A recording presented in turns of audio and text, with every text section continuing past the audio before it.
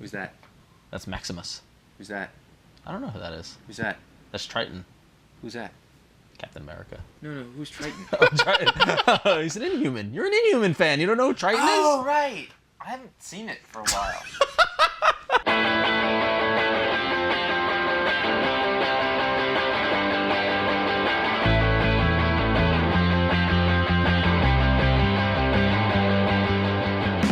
Hey, welcome to iFanboy, the video podcast from the comic book discussion site iFanboy.com. My name is Connor. I'm here with Ron. And I am Josh. Sometimes we go to the vault. That's our little word for talking about our library. books. However, you don't keep yours in a vast underground. It's like Uncle Scrooge. He's got one of those big things that turns like this. And I open it and then I go swimming in the books. Swimming in the books. Yeah. Which really, I imagine would damage the covers. It rips them up. Yeah. Well, that's the vault for ones I can swim in. Then I've got the vault for the nice ones. See. So, yeah. But this time, the hardcovers really hurt when you swim. It's like ow. This is crazy. It's also hard my to get. foot's caught in a slipcase. It's hard to get out too. This time we thought, hey, let's throw in a twist. Let's. I don't know what that move is. Curveball. Thank you. Oh, is it? Yeah. I always get thrown on baseball stuff. I don't know.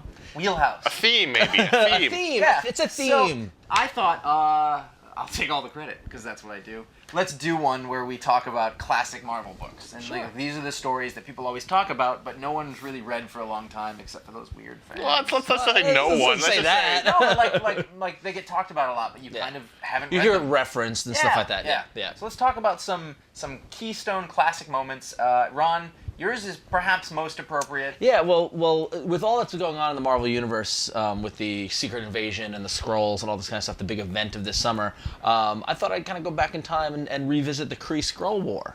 Ooh. Yeah.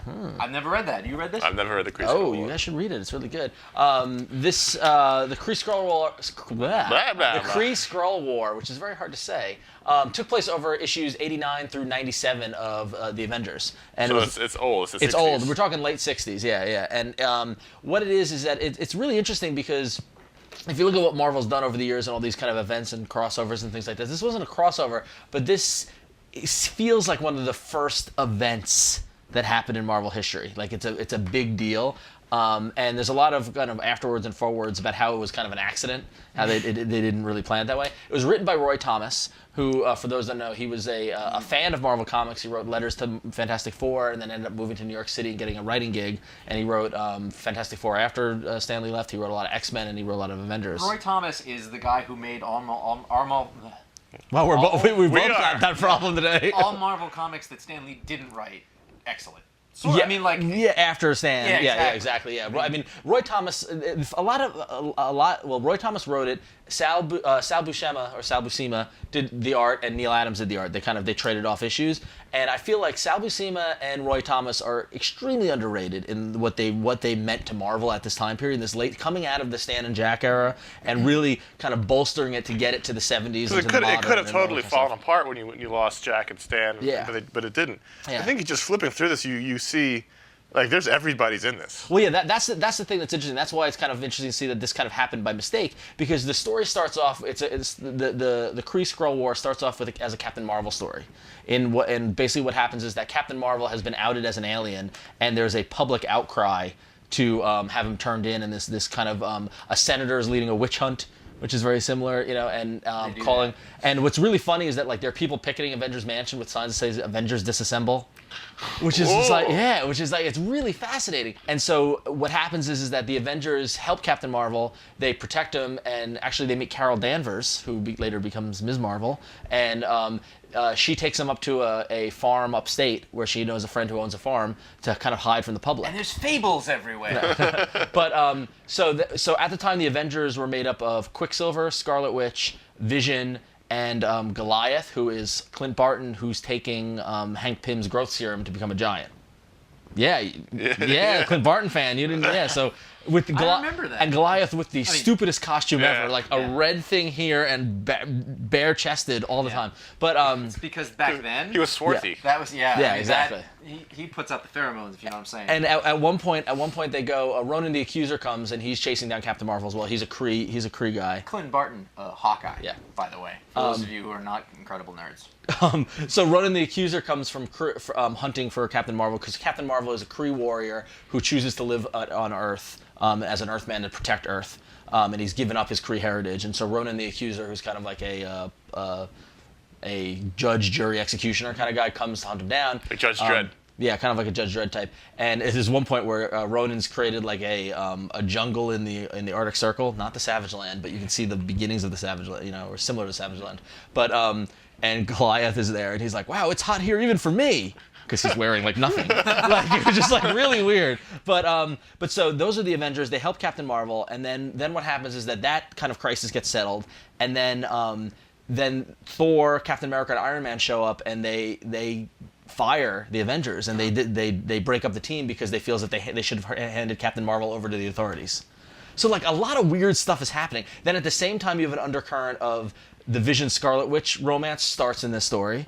The Vision, by the way, is like badass powerful in this. Like every time they're in a fight, always awesome. Well, yeah, but it was more so than ever, like they're like fighting something, and Vision's like, "I dare not use my power. It's a last resort." And then he because they were trying to take down Goliath, and he sticks his fist in Goliath's chest and then solidifies. Right, yeah. Yeah, it was really that great. would kill him. Yeah. So this is all in the first couple of issues, and so then what happens is that then it reveals that the Skrulls are coming, and we get pulled in via Rick Jones and Captain Marvel into this whole Skrull Kree kind of conflict. Somehow becomes a battleground is the Inhumans. The Skrulls are going after the Inhumans, and the Kree.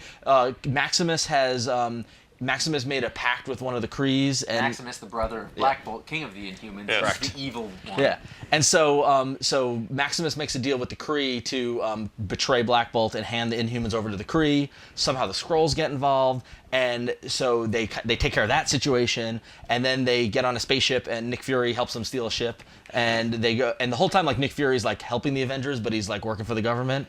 So he's like, I didn't see you. Take off that ship before I see you. And they go, and there's a whole big battle with the Kree and the Skrull, and they kind of hold off the war. Rick Jones, there's some stuff with Rick Jones and the Kree Supreme Intelligence, and basically it ends with the Kree-Skrull War kind of being dissipated. Captain Marvel ends up being stuck in the negative zone and switching places with Rick Jones, so it sets up Captain Marvel for the future, and then it sets up this Kree-Skrull kind of conflict. And then when they get back to Earth, they find out that the senator who was leading the witch hunt was a Skrull. Yeah. Yes, but what's also interesting was that the farm that Carol Danvers brings up to Captain Marvel is the same farm where the Skrulls that first appeared in Fantastic Four early in the series that Reed Richards hypnotized to be cows were living on that farm. Hence the cover, yeah, where the Vision shouts, "3 cows shot me down." Yes. Which is weird. So yeah, so we get a call back to an old Fantastic Four story. A lot of stuff going on in this. So after all of that, yeah. So the Skrulls are the big thing in Marvel right now. Should people go back and now read this? Absolutely. Reason being. Does it lead more weight to what's happening now? No, it provides it provides the context. If you picked up that freebie Secret Invasion kind of prologue recap thing that was in comic book stores a couple of months ago or weeks ago, they touched on a lot of stuff that happened in here. But this provides a lot more of the backdrop. Admittedly, it's late '60s, so the dialogue is a little hokey and all that kind of stuff. The art is phenomenal. I mean, Sal Buscema's doing his thing, which is very Kirby inspired and very kind of clean. But then Neil Adams comes in, and it's Neil Adams right when that Neil Adams was a superstar. And the Neil Adams stuff is just incredibly dynamic. And I'm a big Neil Adams fan. I feel like whenever we do a show, I'm talking about Neil Adams.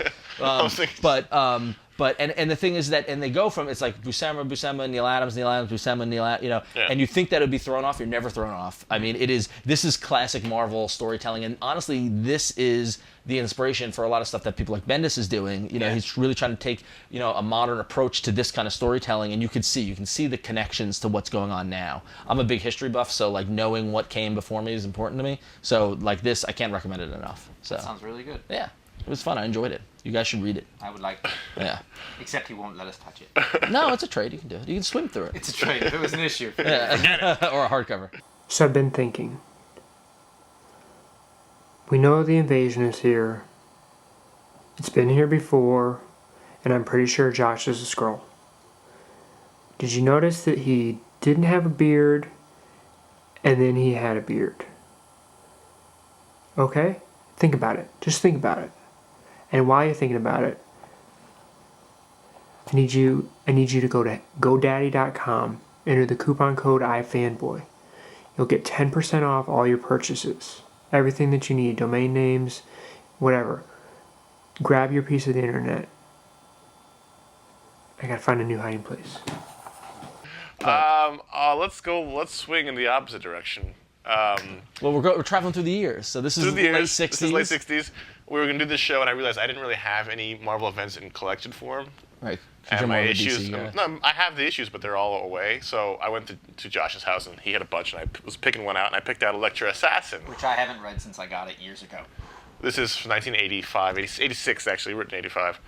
Frank Miller, Bill Sienkiewicz's 8-issue miniseries about Elektra that held an epic line. Marvel's sort of like their icon. It was kind of creator-owned, but not kind of out of the continuity, but in continuity. It's in and out, but it's also like there's like profanity and sex. Yeah, I mean, it was more mature. Yeah, like the Havoc Wolverine miniseries was done there. And yeah, so, there's lots of. I was surprised at how adult this miniseries was, but about as far as you can get away from the Kree-Skrull sort of traditional superhero was. Yes.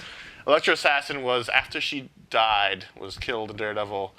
He wanted to write more Elektra, and he went to Marvel, and this was designed to be. It could be after she died, or it could be before she died. It's never really said, and they did it intentionally, so you don't know if she was because in the beginning she sort of washes up on a beach, and she could have been, dead. Not dead from Bullseye or before. You never really know.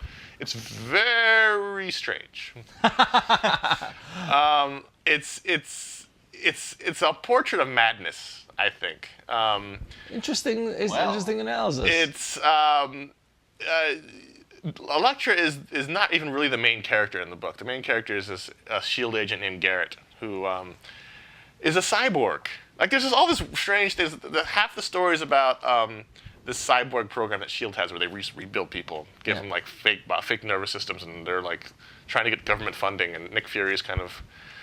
There's a lot of anger in this book, and it's very sort of non-linear, so it's hard to describe linearly. But there's a beast that Elektra's trying to kill, and the beast has inhabited a presidential candidate who's like super liberal, like Kennedy-style guy, and he's gonna win the election because the president is kind of an evil Nixon type, and the beast has always got the big smiling face, and he's white, and he doesn't have any skin color, and so they're trying to kill him. But everyone thinks that Garrett, who's the S.H.I.E.L.D. agent teamed up with Elektra, are rogue, and they're trying to kill us. They don't know that the beast is, and it's not linear, and it's very dense, and you're just like, what am I reading? And it took me about half the book till I really figured out what was going on and who everybody was and what their relationship was and whose captions I was reading and what it meant. And once I figured that out, it was more enjoyable, and by the end, I really was into it. But the first half was really rough. It's one of Frank Miller's masterpieces. Yes. I mean, it absolutely and Bill Sienkiewicz. The art is undeniably beautiful. I mean, it is Bill Sienkiewicz, I think, at his peak. Yeah. Like it's just beautifully done. And I would say the art complements the madness of the story really well. And more so, comics just did not look like this then. Right. Like they did the mixed media thing. We are now kind of used to seeing because of people who work with Brendis, basically. Then you just did not see it. Yeah. And he changed his style depending on what the scene, the story was. Yeah. And this is the 86, so this is the same year as Dark Knight Returns, so this was like Frank Miller's like golden age. And I think this gets underscored because of that too. Yeah. I mean, the Dark Knight gets all attention, Elektra Assassin. I think one of the biggest things about that is the character of Elektra itself, and that where you are, like while we've always had female characters and stuff like that in Marvel and things like that, they weren't always powerful badass. Like we didn't get that bad girls thing that we got in the 90s, where and Elektra really brought an attitude and a swagger as a character to a female character that wasn't present at that time. I would have liked a little bit more of her, because it really is, she's more of a force of nature in this book than a character. Like Garrett is really the guy we follow. Yeah. She has taken control of his mind, which is a little strange, and like directs his actions at some point. And it just doesn't make sense. And I spent half the book going, does she do that? Like, I don't know. And then. But so despite, I mean, you say it doesn't. I mean, at the end of the book, I mean, did it make sense and was it enjoyable? For yes, you? yes. I mean, by the end of the book, it makes more sense. And it's just very hard to get. I was expecting more of a traditional because it was around the time of when he was writing Daredevil, so I was expecting more of just a traditional because the Daredevil superhero stuff is fairly traditional. Right. I remember reading and thinking this is good, but it's very straightforward. So the first couple of chapters, it's an 8-chapter trade. It's very thick. I was like, I don't know what's happening. Right. I don't understand any of this. Right. But then around the middle, it sort of clicks into place. And I go, okay, I understand what's happening. It's very strange, but I understand it, and I'm liking the second. The second half was actually a lot of fun. one of the S.H.I.E.L.D. cyborgs is a serial killer by accident. They accidentally recruited a serial killer to S.H.I.E.L.D. and gave him an indestructible cyborg body. And then there's a nun S.H.I.E.L.D. agent who dresses like a nun, but she's also a S.H.I.E.L.D. agent. And it's kind of like Frank Miller's angry, very angry. You know, he very clearly hates both political parties. Both political candidates are awful. He hates similar themes in Dark Knight too. Yeah. I mean, very, very politically charged. There's a lot of stuff with religion, and it's very provocative, and I can't even imagine this coming out in 1986. And I would never been able to understand this as a 10-year-old. Right. You know, yeah. but Probably best. Nick Fury is kind of strange. Like, he's sort of mocked in it. Like, he's got no reverence for anybody in this book. There's except for Elektra, really. So the more things change. Yeah, it's if you're a big fan of Elektra or Frank Miller's kind of out there wacky stuff, and it's not. There's some funny bits in it, but it's very dark and very. It's not traditional. If you're a fan of that, I think you'd like this. The Sienkiewicz art alone. Just if you see it at the store, look at it. It's just beautifully drawn. Yeah. Boobies. Every time. It's like they're all over the place. I feel like they're up around me, but I'm real. I don't know what to do about this. I'm going to go to Netflix. I'm going to go to netflix.com/iFanboy because I'll get a 2-week free trial. They have 90,000 titles to choose from. They have no late fees, no delivery fees. It's awesome. And I don't know how it's going to cure me of this like invasion scroll problem, but I'm just going to go with it. You should too. I guess I'm up? You are. All right. Ooh, we got issues. That's right. I got issues and bags and backboards. I'm talking about the Infinity Gauntlet. 1991, Marvel Comics, Jim Starlin, George Perez on art at the beginning, Right. and then Ron Lim near the end. Right. Now, I bought these issues around the time that I started reading comics again, 97, 98. Wow. Okay. As you can see, I think I don't know if I was at a convention or somewhere. Right. But I bought them in like a pack. Mm-hmm. And they've been in these bags since then. I read them then. It was kind of fun because I always liked, like this Avengers story. Yeah. I liked those kind of stories. And so this was something that I was like, hey, I think this was kind of a big deal. And I think it was in like a video game or something. So that's why I knew about it. Because I wasn't reading comics when it came out. Now, for a little context, you guys were actually telling me about what it was like when this came out. Yeah. This was Infinity Gauntlet was a huge deal. 1991, that was the first year I started going to this store every week. Mm-hmm. I've been going every week since 1991. This was 6 years after Crisis on Infinite Earths. This was George Perez's first big deal, every character in Marvel project. Like, this was a big deal when it happened. Previously, Perez had just done pretty much Avengers. Yeah, stuff. he was going to draw everybody. Yeah. And in his big format that's similar to, 6-issue big sprawling cosmic story, this was a humongous deal. This is before the internet, before you had magazines like Wizard promoting it. This was promoted simply through word of mouth, through comic shop news, through that sort of thing. It was cover price on this $250. Yeah. Back then. In 91? Yeah. 1991, yeah, that was probably when books were $150. Yeah. Yeah. So I remember distinctly when this came out, distinctly seeing it on the shelf and being like stunned into silence, like shaking on the way to the register, because that's how excited I was to read it, and being blown away by the first couple issues, and then, ooh, look at that cover. Well, yeah, that's what I said. What I loved about this comic and these covers, and is that like you've got covers where they're showing basically every character in the Marvel universe. Either like this is the Avengers Mansion, and they're just kind of. I love how the Avengers always kind of kept tabs on every hero out there. Like they don't really do that as much anymore, but they'd always have these screens with just these headshots, and like if someone was like injured, it'd say injured, and like all these kind of things. And then pretty much it was a call to arms for every heroic character to. Well, we're not really talking about what the plot line is. is. You tell the plot. Yeah. Well, wait a minute. Before we get going, what was it that you told me about my supposed opinion on this? You said. Oh, Rod and I were really worried that you hated it because we'd have to stab you to death. And we would on camera, and we'd release it, and then we'd go to prison. But it would be justified. So you two love this. Oh, yes. Grab those scissors over there, Rod. I had so much fun reading this. Yay! It was great, wasn't it? It was awesome. Yeah, tell me about it. It starts off, and the Perez art is so good. Yeah. The pages are just There's so much to study. We talk about again being them at the height. This is also Look his at the height. cover. Yeah. The covers alone, you have all this stuff to look at, and it is just a little hokey, and it's coming out of a certain age of comic books and coming into another, but not so much that it's just fun. It's so classic feeling. So what is it? What's the elevator pitch? Thanos is an not eternal. Titan. Yes. Yes, he's a Titan, like Star Fox. From Moon of Jupiter. Moon of Jupiter. He's a Titan, and apparently we can have brothers and sisters on Titan, and they don't look anything alike. Yeah. Not even the same species. Yeah. And he is questing to get the Infinity Gauntlet, which is a glove that holds the 6 Infinity gems. Time, soul, something or other. They all have a thing. Infinity Gem. Basically, once he gets that glove, he's all powerful. He's the most powerful being in the And world. why is he doing this? Because he wants death to love him.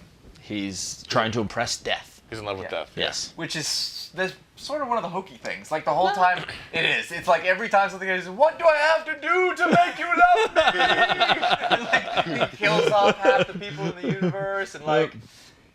Well, it starts off with he uses the gauntlet to make half the people in the world just disappear. Right. He kills half the people. And then basically, Adam Warlock shows up. And he's a character who I think has some history. He's fought Thanos in the right. Yeah. He's a real 70s He kind was of dead though, and he yeah. came back. He showed up to Stephen Strange, and he's like, "You have to listen to me. We have to fix this." Yep. Stephen Strange, by the way, not a good year for his mustache. No. Awesome mustache. He's got like the thick. It's thick. It's porn starring it up. Yeah. Basically, everybody gets recruited to go fight, and it turns out that the Avengers and all the Marvel people are kind of a diversion, because then he goes and gets the big guns, the Cosmic Marvel, the Celestials, not Eternity. Yeah. The basically so what we get is we get phases as because Thanos has built this kind of like asteroid with this altar to death. It's like Castle Grayskull. Yeah, exactly. It's awesome. And it's just wave of like Earth's heroes, and then they fail, and then the not the Eternals, but like the cosmic beings, Chaos and Judgment and Destiny and all and by the way, at this time period, this is why this is so freaking awesome. It's because at this time period, at the same time, 1991, I'm reading this, I'm buying the official handbook of the Marvel Universe like it's cocaine. Yeah. I'm buying those trading cards like they're cocaine. And I'm just devouring this idea of like, and I'm 12 or 13, and I'm like, there's a character named Destiny, and like, I'm like, who's that guy? And I'm looking, as I'm reading this, I'm looking it up, and it was amazing. Yeah. It was great. They recruit the Hulk, and it's a smart Hulk at this point. Yeah, smart and Hulk. there is This is Peter David. amazing. Right? Yeah. There's an amazing character development interaction between him and Wolverine. Yeah. Where they're like, so we've been fighting a lot. No, not like you though. Yeah. There's a mix of old and new in this. This series has possibly the greatest Captain America moment in the I'm history. on the page right now. Ron's got the page. They all go to this asteroid to fight Thanos. He kills everyone. They're all dead except for Captain America, the only guy without superpowers on the asteroid. Yep. I mean, like awfulness. Like he burns off Quasar's hands to get rid of the quantum bands. Yeah. Like Everyone gets wiped out. And all of Iron Man's Captain headless. America. Yeah, he gets beheaded. Yeah. And he's like, you know what? I may have no powers, but I'm gonna fight you till I'm done. As long as one man stands against you, Thanos, you'll never be able to claim victory. Yep. Noble sentiments from a man about to die. Now, one thing that's really interesting is that they have to trick Thanos, because Thanos has the glove and he can do anything. I mean, that's the point, is that he's power incarnate. There's nothing more powerful. There's nothing that can be done. So they trick him into. Mephisto is in this a lot. Yes. Yep. And you don't really know who he's fighting for, and he's kind of like, so listen here, Thanos. And like, That's what Mephisto does. Damn him. It's great. And he convinces him that, listen, if you fight them with all these powers, death is not going to be oppressed. Right. So you need to not have all those powers. He's like, yeah, I'll just have some of the powers.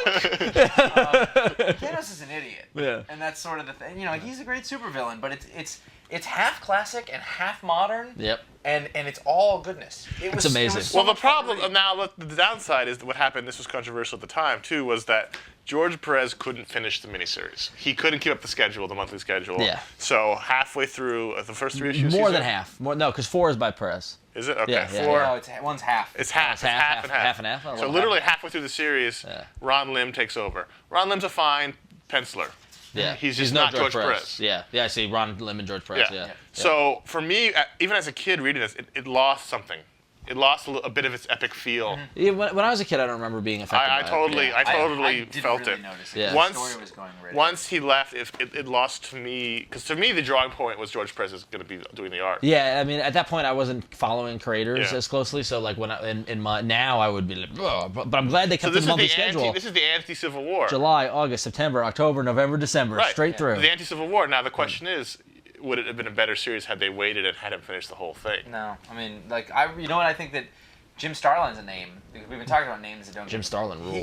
He was on Yeah, this. yeah. I mean, he was. This is bread and butter. Now he Yeah. wrote. Now, granted, Cosmic. there was a couple of follow-ups. They were not good. Infinity Not so good. War, and he wrote those. It led to the ongoing series Adam Warlock and the Infinity Watch. Yeah, I remember that. Yeah. Yep.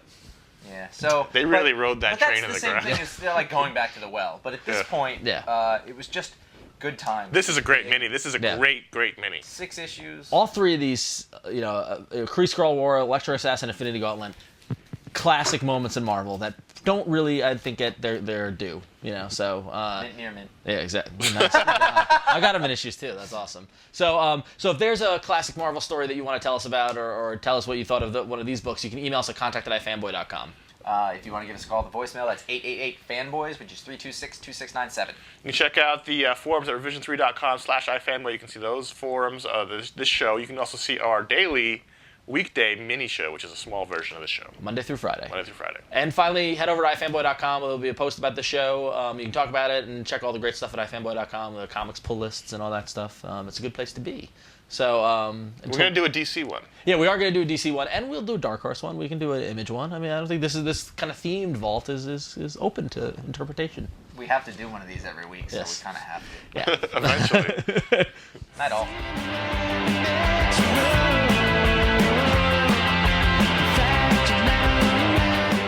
Okay, wait, let me go over it. You got Black Bolt, Medusa, Yeah. Karnak, Yeah.